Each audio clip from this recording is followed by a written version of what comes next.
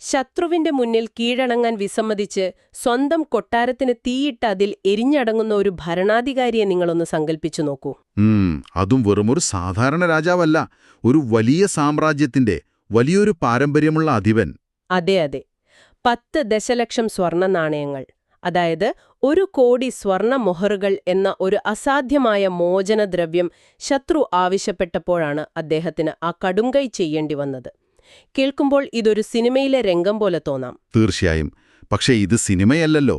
നമ്മുടെ കേരള ചരിത്രത്തിലെ ഏറ്റവും നിർണായകവും എന്താ പറയുക ചോര വീണതുമായ ഒരു യഥാർത്ഥ അധ്യായമാണ് നമ്മളിന്ന് ഈ ഡീപ് ഡൈവിൽ പരിശോധിക്കുന്നത്. ശരിയാണ്. മലബാറിലേക്കുള്ള മൈസൂർ ഭരണാധികാരി ഹൈദർ അലിയുടെ പടയോട്ടങ്ങളെക്കുറിച്ചാണ് നമ്മളിന്ന് സംസാരിക്കുന്നത്. വെറുമൊരു യുദ്ധം എന്നതിലുപരി എങ്ങനെയാണ് അദ്ദേഹം അതിബുദ്ധി നിറഞ്ഞ തന്ത്രങ്ങളിലൂടെ പ്രാദേശിക രാജാക്കന്മാരെയും യൂറോപ്യൻ ശക്തികളെയും നേരിട്ടതെന്ന് നമുക്ക് നോക്കാം. മാത്രമല്ല, ഇതിന് പിന്നിലെ യഥാർത്ഥ സാമ്പത്തിക രാഷ്ട്രീയ ലക്ഷ്യങ്ങൾ എന്തായിരുന്നുവെന്ന് കൂടി നമ്മൾ ഈ ചരിത്രരേഖകളിൽ നിന്ന് കണ്ടെത്താൻ പോവുകയാണ്. അപ്പം നമുക്കിതിന്റെ ഒരു തുടക്കത്തിലേക്ക് തന്നെ പോകാം. ഒരു ദിവസം പെട്ടെന്ന് രാവിലെ എഴുന്നേറ്റ് മലബാറിലേക്ക് ഒരു ആക്രമണം നടത്താൻ ഹൈദരലി തീരുമാനിക്കുകയായിരുന്നില്ലല്ലോ. ഒരിക്കലുമില്ല.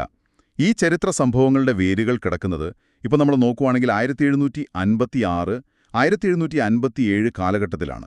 ഓ, അതായത് ഹൈദരലി മൈസൂർ ഭരിക്കുന്നതിന് മുന്നേ തന്നെ. അതെ. ഒരു വലിയ സാമ്രാജ്യ വികസനം എന്നതിലുപരി പ്രാദേശികമായി ലഭിച്ച ചില അവസരങ്ങളാണ് അദ്ദേഹത്തെ മലബാറിലേക്ക് ആകർഷിച്ചത്. ആ സമയത്ത് ഹൈദരലി മൈസൂരിന്റെ ഭരണാധികാരിയായിരുന്നില്ല. പിന്നെ ആരായിരുന്നു? അദ്ദേഹം ദിണ്ടിഗലിലെ ഫൗജ്ദാർ എന്നൊരു സൈനിക പദവി വഹിക്കുന്നയാൾ മാത്രമായിരുന്നു. അന്ന് കോഴിക്കോട്ടെ സാമൂതിരി പാലക്കാട്ടിന്റെ ഭാഗമായ നടുവട്ടം എന്ന പ്രദേശം പിടിച്ചെടുത്തു. ഇത് തിരിച്ചുപിടിക്കാൻ മറ്റു മാർഗങ്ങളില്ലാതെ വന്നപ്പോൾ പാലക്കാട് രാജാവായ കോമുവച്ചൻ നേരിട്ട് ഹൈദരലിയുടെ സഹായം തേടുകയായിരുന്നു. അപ്പോ അങ്ങനെയാണല്ലേ?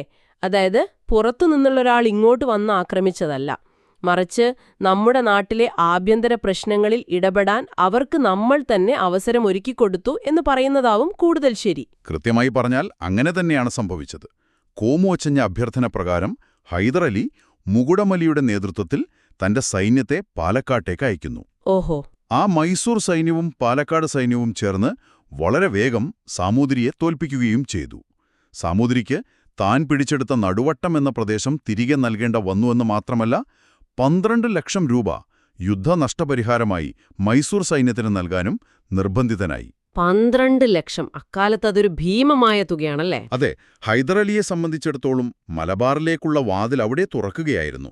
പിന്നീട് 1761 അദ്ദേഹം മൈസൂർ ഭരണാധികാരിയായി മാറുന്നു. അതോടെ അദ്ദേഹത്തിന്റെ അധികാരവും ലക്ഷ്യങ്ങളും വളരെ വലുതായി. പക്ഷേ 1761 ഭരണാധികാരിയായിട്ടും അദ്ദേഹം വീണ്ടും വലിയൊരു അധിനിവേശം നടത്തുന്നത് 1766 കേവലം പാലക്കാടുള്ളൊരു പഴയ തർക്കത്തിന്റെ പേരിൽ ഒരു രാജാവ് ഇത്രയും വലിയൊരു സൈനിക നീക്കം നടത്തില്ലാന്ന് ഉറപ്പാണ്. ശരിയാണ്.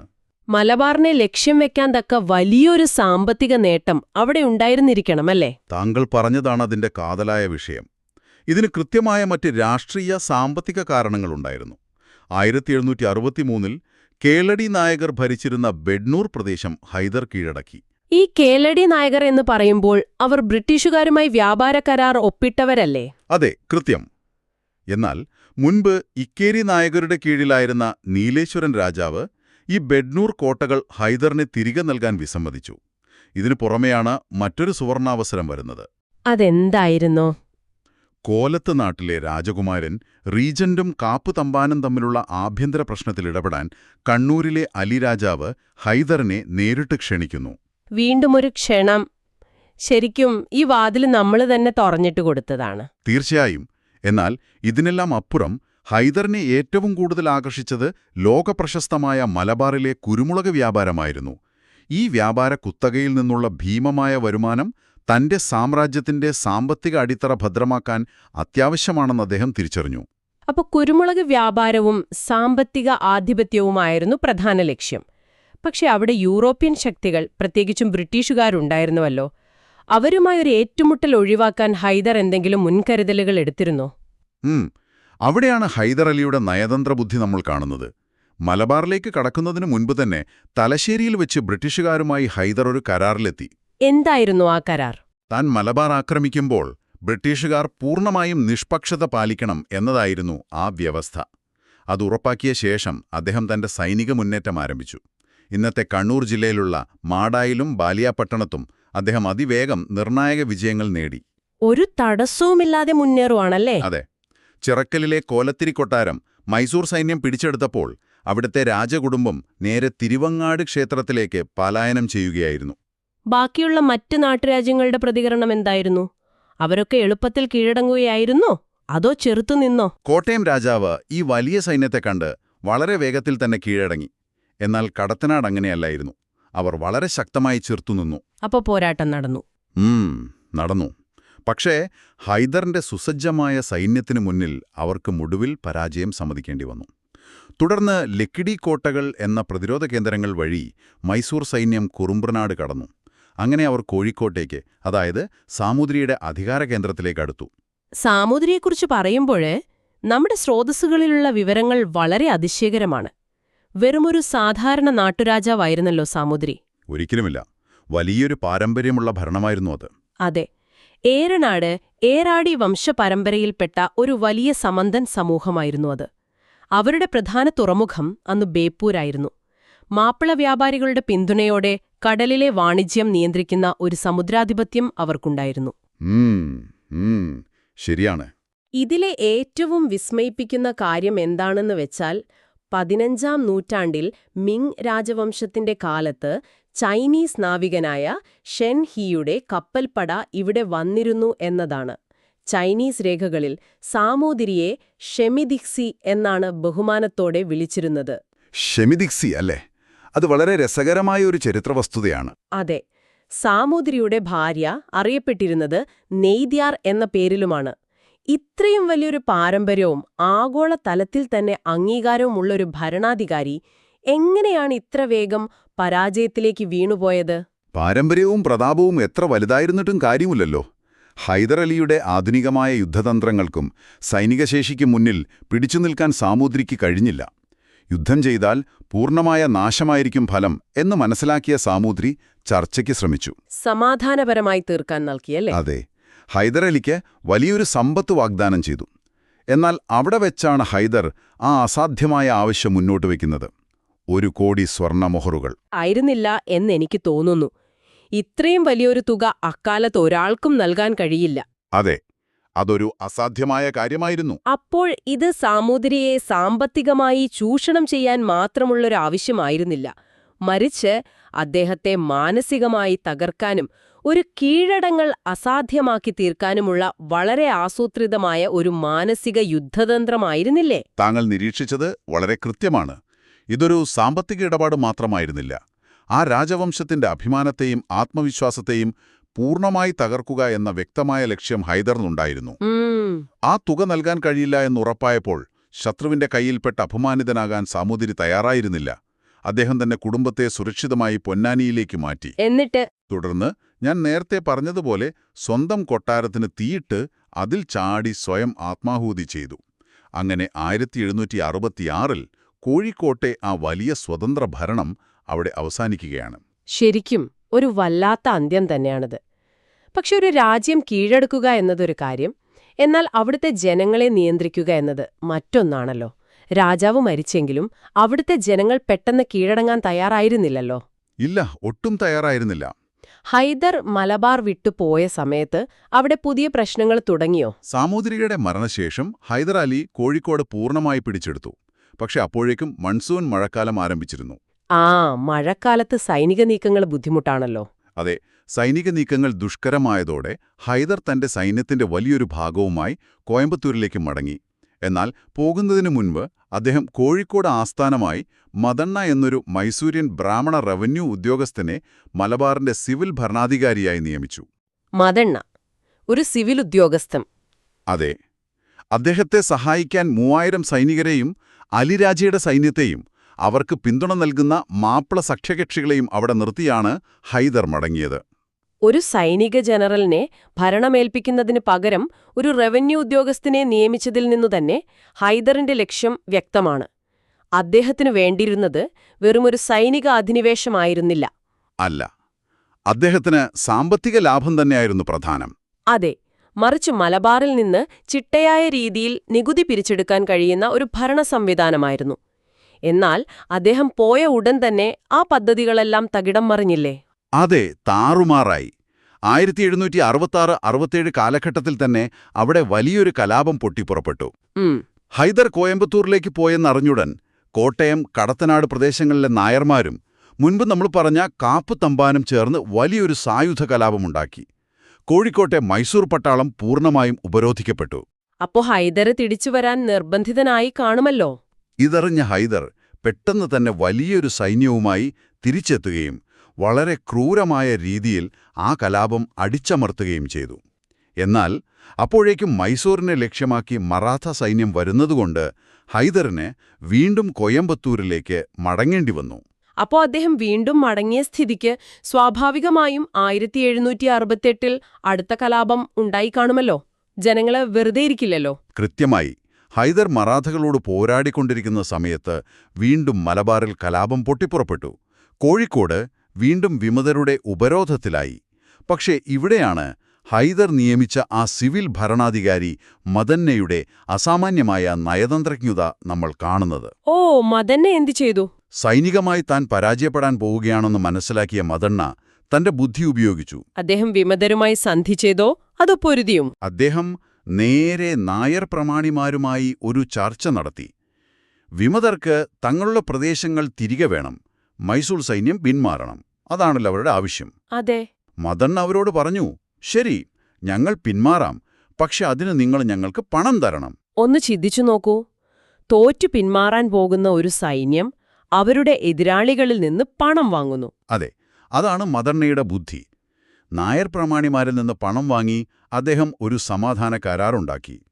അതിന്റെ വ്യവസ്ഥകളിതായിരുന്നു: ഹൈദറിന് യുദ്ധനഷ്ടപരിഹാരം നൽകണം, ആലിരാജയെ ഒരു കാരണവശാലും ശല്യപ്പെടുത്തരുത്, പാലക്കാട് കോട്ട മാത്രം മൈസൂരിന്റെ നിയന്ത്രണത്തിൽ തുടരും. അങ്ങനെ 1768 മൈസൂർ സൈന്യം തികച്ചും തന്ത്രപരമായി, എന്നാൽ വലിയ സാമ്പത്തിക ലാഭത്തോടെ മലബാറിൽ നിന്ന് പിൻവാങ്ങി. തോൽവിയുടെ വക്കിൽ നിൽക്കുമ്പോഴും അതിൽ നിന്ന് സാമ്പത്തിക ലാഭമുണ്ടാക്കുന്ന ഒരു തന്ത്രം. ഇതൊരു അവിശ്വസനീയമായ ചരിത്രമുഹൂർത്തമാണ് ശരിക്കും പറഞ്ഞാൽ. എന്നാൽ ഹൈദർ ഈ പിന്മാറ്റം കൊണ്ട് പൂർണ്ണമായി അവസാനിപ്പിച്ചു എന്ന് കരുതാൻ വയ്യ. അദ്ദേഹം വീണ്ടും പുതിയ തന്ത്രങ്ങളുമായി മടങ്ങിയെത്തിയതെങ്ങനെയാണ്? ഈ പിൻവാങ്ങൽ അദ്ദേഹത്തിന് പുതിയ യുദ്ധതന്ത്രങ്ങൾ മെനയാനുള്ള ഒരു ഇടവേള മാത്രമായിരുന്നു. 5 വർഷങ്ങൾക്ക് ശേഷം 1773 ഡിസംബറിൽ താമരശ്ശേരി ചുരം വഴി ശ്രീനിവാസറാവുവും സയ്യദ് സാഹിബും നയിച്ച മൈസൂർ സൈന്യം വീണ്ടും മലബാറിലേക്ക് ഇറച്ചുകയറി. ഇത്തവണ വലിയൊരു തയ്യാറെടുപ്പോടെ ആയിരിക്കുമല്ലോ. അതെ, ഇത്തവണ പ്രാദേശിക നേതാക്കൾക്ക് ചെറുത്തുനിൽക്കാൻ പോലുമുള്ള സമയമോ ശേഷിയോ ഉണ്ടായിരുന്നില്ല. വളരെ വേഗം തന്നെ അവർ അധികാരം പുനഃസ്ഥാപിച്ചു. ശ്രീനിവാസറാവു സിവിൽ ഗവർണറായും സിർദാർ ഖാൻ സൈന്യാധിപനായും നിയമിതരായി. അവരുടെ മുന്നേറ്റം കോഴിക്കോടും കടന്ന് തെക്കോട്ട് കൊച്ചിയിലേക്കും നീണ്ടില്ലേ? അതെ, തെക്കോട്ട് നീങ്ങി. കൊച്ചി രാജാവ് മൈസൂർ സൈന്യത്തിന്റെ കരുത്തറിഞ്ഞ് കൂടുതൽ പ്രശ്നങ്ങൾക്ക് നിൽക്കാതെ വഴങ്ങി. അദ്ദേഹം 1,00,000 ഇക്കേരി പഗോഡകൾ, അതായത് അക്കാലത്തെ വളരെ വലിയ മൂല്യമുള്ള ഒരു നാണയം, അത് കപ്പമായി നൽകാൻ സമ്മതിച്ചു. 1,00,000 ഇക്കേരി പഗോഡകൾ, അത് വലിയൊരു തുകയാണല്ലോ. തൃശൂർ അവർ പിടിച്ചെടുത്തില്ലേ? തൃശൂർ പ്രദേശം മൈസൂർ സൈന്യം പിടിച്ചെടുത്തുവെങ്കിലും പിന്നീട് നയതന്ത്ര ചർച്ചകളിലൂടെ അത് കൊച്ചിക്ക് തന്നെ തിരികെ നൽകി. കൂടാതെ തലപ്പിള്ളിയുടെ മേലുള്ള കൊച്ചിയുടെ അവകാശവാദം ഹൈദർ ഔദ്യോഗികമായി അംഗീകരിക്കുകയും ചെയ്തു. കൊച്ചിയിൽ അവർക്ക് വിജയിക്കാൻ കഴിഞ്ഞു. എന്നാൽ തിരുവിതാംകൂറിലേക്ക് കടക്കാൻ അവർക്ക് വലിയ തടസ്സങ്ങൾ നേരിട്ടു. ഒരു വശത്ത് ഡച്ചുകാരുടെ നിയന്ത്രണത്തിലുള്ള പ്രദേശങ്ങൾ, മറുവശത്ത് രാജാ കേശവദാസ് നിർമ്മിച്ച നെടുങ്കോട്ട എന്ന ആ വലിയ മതിൽക്കെട്ട്. ഇത് രണ്ടും ഭേദിക്കാൻ അവർക്ക് കഴിഞ്ഞില്ല, അല്ലേ?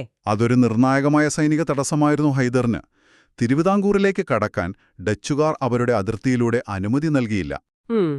രണ്ടാമത്തെ വഴി രാജാ കേശവദാസ് നിർമ്മിച്ച നെടുങ്കോട്ട അഥവാ തിരുവിതാംകൂർ ലൈനുകൾ എന്ന പ്രതിരോധ മതിലായിരുന്നു. അത് കേവലമൊരു മതിലായിരുന്നില്ല, വളരെ ശക്തമായ സൈനിക വിന്യാസമുള്ള ഒരു പ്രതിരോധ സംവിധാനമായിരുന്നു. അത് ഭേദിച്ചു മുന്നേറുക അസാധ്യമായിരുന്നു. അങ്ങനെ മൈസൂർ സൈന്യം തിരുവിതാംകൂറിന്റെ അതിർത്തിയിൽ തടയപ്പെട്ടു. സൈനിക ശക്തി ഉപയോഗിച്ച് മുന്നോട്ടു പോകാൻ കഴിയില്ലെന്ന് മനസ്സിലായപ്പോൾ ഹൈദർ തന്റെ ഭരണതന്ത്രം മാറ്റിയതായി കാണുന്നു.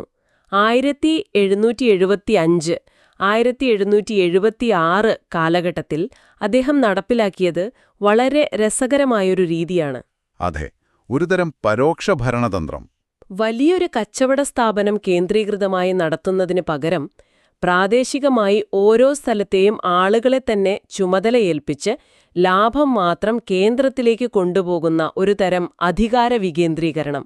അദ്ദേഹം നേരിട്ടുള്ള ഭരണത്തിന് പകരം തന്നോട് കൂറുള്ള പ്രാദേശിക നേതാക്കളെ ഭരണമേൽപ്പിച്ചില്ലേ? വളരെ ശരിയായ ഒരു താരതമ്യമാണ് താങ്കൾ നടത്തിയത്. നേരിട്ടുള്ള സൈനിക ഭരണം എപ്പോഴും കലാപങ്ങൾക്ക് കാരണമാകുമെന്ന് അദ്ദേഹം മനസ്സിലാക്കി. അതുകൊണ്ട് അദ്ദേഹം പരോക്ഷ ഭരണതന്ത്രം പരീക്ഷിച്ചു. കോലത്തുനാട് രാജകുമാരനെ വടക്കൻ മലബാറിലെ തന്റെ പ്രതിനിധിയാക്കി അദ്ദേഹം നിയമിച്ചു. ഓഹോ, അവരെ തന്നെ ഏൽപ്പിച്ചു. അതെ, കുറേങ്ങാത്ത് നായർ, കോട്ടയം രാജാവ് എന്നിവരുടെ പിന്തുണ ഉറപ്പാക്കാൻ ഇദ്ദേഹത്തെ ചുമതലപ്പെടുത്തി. അതായത് പ്രാദേശിക രാജാക്കന്മാരെ ഉപയോഗിച്ച് തന്നെ ഭരണം നടത്തുക. ഈയൊരു തന്ത്രം വളരെ ഫലപ്രദമായിരുന്നു. ഇത് മലബാറിൽ വളരെ പെട്ടെന്നൊരു സമാധാനം കൊണ്ടുവന്നു. എന്നാൽ ഈ പ്രാദേശിക സമാധാനം അധികകാലം നീണ്ടുനിന്നില്ല. കാരണം പെട്ടെന്ന് യൂറോപ്പിലെ ആഗോള രാഷ്ട്രീയം ഇതിലേക്ക് കടന്നുവരികയാണ്. ഒരു ഭൂഖണ്ഡത്തിനപ്പുറം നടക്കുന്ന യുദ്ധം എങ്ങനെയാണ് കേരളത്തിലെ ചെറിയ നാട്ടുരാജ്യങ്ങളുടെ വരെ തലവര മാറ്റിയെഴുതുന്നത് എന്ന് ചിന്തിക്കുമ്പോൾ ശരിക്കും അത്ഭുതം തോന്നും. അതെങ്ങനെയാണ് മലബാറിനെ ബാധിച്ചത്? ചരിത്രത്തിലെ എക്കാലത്തെയും വലിയൊരു പാഠമാണത്. ലോകത്തിന്റെ ഏത് കോണിൽ നടക്കുന്ന സംഭവവും പരസ്പരം ബന്ധപ്പെട്ടിരിക്കുന്നു എന്നത്. 1778-ൽ യൂറോപ്പിൽ ബ്രിട്ടനും ഫ്രാൻസും തമ്മിൽ യുദ്ധം പൊട്ടിപ്പുറപ്പെട്ടു. അത് കേരളത്തിൽ പ്രതിഫലിക്കുമല്ലോ. അന്ന് കേരളത്തിൽ മാഹിയിൽ ഫ്രഞ്ചുകാർക്കൊരു അധിവാസ കേന്ദ്രമുണ്ട്. ഹൈദരലിക്ക് ഫ്രഞ്ചുകാരുമായി വളരെ അടുത്ത ബന്ധമായിരുന്നു ഉണ്ടായിരുന്നത്. അതുകൊണ്ട് മാഹിയിലുള്ള ഫ്രഞ്ചുകാരെ സംരക്ഷിക്കാൻ അദ്ദേഹം തീരുമാനിച്ചു. കോലത്തുനാട് റീജന്റിനോട് ഫ്രഞ്ചുകാരെ സഹായിക്കാൻ അദ്ദേഹം നിർദ്ദേശിച്ചു. ഈ അവസരം മുൻപ് ഹൈദരലിയോട് പരാജയപ്പെട്ട നാട്ടുരാജാക്കന്മാരെ കൃത്യമായി മുതലാക്കിയിട്ടുണ്ടാവുമല്ലോ. അവർ ബ്രിട്ടീഷുകാരുടെ പക്ഷം ചേർന്നു, അല്ലേ? തീർച്ചയായും. കോട്ടയം രാജാവും സാമൂതിരിയും ഇത് ഹൈദറിനെതിരെ തിരിയാനുള്ളൊരു സുവർണാവസരമായി കണ്ടു. അവർ തലശ്ശേരിയിൽ ബ്രിട്ടീഷുകാരുമായി സഖ്യമുണ്ടാക്കി. ഇതിന്റെ ഫലമായി 1779 മാർച്ചിൽ ബ്രിട്ടീഷുകാർ മാഹി പിടിച്ചെടുത്തു. അപ്പോൾ ഹൈദറിനത് തിരിച്ചടിയായി. അതെ. അതോടെ ഹൈദറിനെതിരെയുള്ള വിമതർ ശക്തമാവുകയും മൈസൂരിൽ നിന്ന് മിക്ക പ്രദേശങ്ങളും അവർ വളരെ വേഗം തിരിച്ചുപിടിക്കുകയും ചെയ്തു.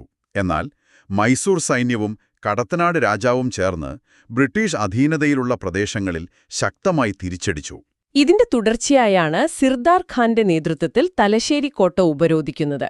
അത് വെറുമൊരു സാധാരണ ഉപരോധമായിരുന്നില്ല. നീണ്ട 18 മാസങ്ങളാണത് നീണ്ടുനിന്നത്. അതെ. 1780 ഒക്ടോബറിൽ ആരംഭിച്ച ആ ഉപരോധം 1-2 മാസമല്ല, നീണ്ട 18 മാസങ്ങളാണ് നിലനിന്നത്. ഹൈദരലിയുടെ സൈന്യം തലശ്ശേരി കോട്ടയെ വരിഞ്ഞു മുറുക്കി. എന്നിട്ടെങ്ങനെയാണ് ആ ഉപരോധം അവസാനിച്ചത്? ഒടുവിൽ 1781 മെയ് മാസത്തിൽ മേജർ അബിങ്ടണിന്റെ നേതൃത്വത്തിൽ ബ്രിട്ടീഷ് സൈന്യം സഹായത്തിനെത്തി. അവർ തലശ്ശേരി കോട്ടയെ മോചിപ്പിക്കുകയും പിന്നീട് മുന്നേറി 1782 ഫെബ്രുവരിയിൽ കോഴിക്കോട് പിടിച്ചെടുക്കുകയും ചെയ്തു. ഇതോടെ മൈസൂരിന്റെ മലബാറിലെ നിയന്ത്രണം പൂർണ്ണമായും നഷ്ടപ്പെട്ട് വെറും പാലക്കാട് കോട്ടയിൽ മാത്രമായി ചുരുങ്ങി. ഇത് അംഗീകരിക്കാൻ ഹരികൽഹൈ എന്തായാലും തയ്യാറായിരുന്നില്ലല്ലോ. തന്റെ മകൻ ടിപ്പു സുൽത്താനെ അദ്ദേഹം ഇതിനായി നിയോഗിച്ചെങ്കിലും ഒരു വലിയ ദുരന്തം അവിടെ സംഭവിക്കുകയാണ്. നഷ്ടപ്പെട്ട പ്രദേശങ്ങൾ തിരിച്ചുപിടിക്കാൻ ഹൈദർ ടിപ്പു സുൽത്താനെ ശക്തമായ സൈന്യത്തോടെ അയച്ചു. എന്നാൽ നിർണായകമായ സൈനിക നീക്കങ്ങൾ നടക്കുന്നതിന് മുൻപ് തന്നെ 1782 ഡിസംബർ 7-ന് ഹൈദർ അലി രോഗബാധിതനായി മരണപ്പെട്ടു. അതൊരു വലിയ വഴിത്തിരിവായില്ലേ? അതെ. പിതാവിന്റെ മരണവാർത്ത അറിഞ്ഞുടൻ അധികാരം ഏറ്റെടുക്കുന്നതിനായി ടിപ്പു സുൽത്താൻ യുദ്ധം പാതിവഴിയിൽ ഉപേക്ഷിച്ച് ശ്രീരംഗപട്ടണത്തേക്ക് മടങ്ങി. അതോടെ മലബാറിലെ ഹൈദർ അലിയുടെ പടയോട്ടങ്ങളുടെ ചരിത്രത്തിലെ സുപ്രധാനമായ ഒരു ഘട്ടം അവിടെ അവസാനിക്കുകയാണ്. ശരിക്കും ഒരു സംഭവബഹുലമായ കാലഘട്ടമാണ് നമ്മൾ ഇതുവരെ സംസാരിച്ചത്. അതെ. ഈ സംഭവങ്ങളെല്ലാം ചുരുക്കത്തിൽ നമ്മെ കാണിക്കുന്നത് ഹൈദർ അലിയുടെ സൈനിക മുന്നേറ്റങ്ങൾ വെറുമൊരു സാമ്രാജ്യ വിപുലീകരണം മാത്രമായിരുന്നില്ല എന്നാണ്. വളരെ കൃത്യമായ സാമ്പത്തിക ലക്ഷ്യങ്ങൾ, തന്ത്രപരമായ പിൻവാങ്ങലുകൾ, പ്രാദേശിക നേതാക്കളെ ഉപയോഗിച്ചുള്ള ഭരണതന്ത്രങ്ങൾ എന്നിവയെല്ലാം ഇതിലുൾപ്പെട്ടിരുന്നു. ഒടുവിൽ ആഗോള രാഷ്ട്രീയത്തിലുണ്ടായ മാറ്റങ്ങൾ എങ്ങനെയാണ് ഈ പദ്ധതികളെല്ലാം തകിടം മറച്ചത് എന്നും നാം കണ്ടു. തീർച്ചയായും ഇതൊരു ഗംഭീരമായ ചരിത്രപാഠമാണ്. ഈ ഡീപ്പ് ഡൈവ് നാം അവസാനിപ്പിക്കുന്നതിനു മുൻപ് ചരിത്രത്തെ സ്നേഹിക്കുന്ന നിങ്ങൾക്ക് സ്വയം ചിന്തിക്കാൻ തികച്ചും വ്യത്യസ്തമായ ഒരു ആശയം ഞാൻ വിട്ടുനൽകാം. നാം നേരത്തെ സംസാരിച്ച മദണ്ണ എന്ന സിവിൽ ഭരണാധികാരിയുടെ കാര്യമെടുത്താൽ അദ്ദേഹത്തിന്റെ ആ ഭരണ സംവിധാനം നിരന്തരമായ യുദ്ധങ്ങൾ കാരണം തകർന്നു പോകാതെ വർഷങ്ങളോളം മലബാറിൽ തുടർന്നിരുന്നുവെങ്കിലോ? അതൊരു വലിയ ചോദ്യമാണ്. അതെ. സൈനിക അധിനിവേശത്തിനു പകരം സമാധാനപരവും ചിട്ടയായതുമായ ഒരു നികുതി വ്യവസ്ഥയും ഉദ്യോഗസ്ഥ ഭരണവും മലബാറിൽ സ്ഥിരമായി വേരുറപ്പിച്ചിരുന്നെങ്കിൽ ഒരുപക്ഷേ ടിപ്പു സുൽത്താന്റെ പിൽക്കാലത്തെ കടുത്ത നടപടികൾ ഒഴിവാക്കപ്പെടുമായിരുന്നില്ലേ? എങ്കിൽ ഇന്നത്തെ കേരളത്തിന്റെ സാംസ്കാരികവും രാഷ്ട്രീയവുമായ മുഖച്ഛായ എത്രമാത്രം വ്യത്യസ്തമാകുമായിരുന്നു എന്ന് നിങ്ങൾക്ക് ചിന്തിച്ചു നോക്കാവുന്നതാണ്. ഈ ചോദ്യങ്ങളൊക്കെ കൂടുതൽ ചരിത്ര വസ്തുതകൾ അന്വേഷിക്കാൻ നിങ്ങളെ പ്രേരിപ്പിക്കുമെന്ന് വിശ്വസിക്കുന്നു. കേട്ടുകൊണ്ടിരുന്ന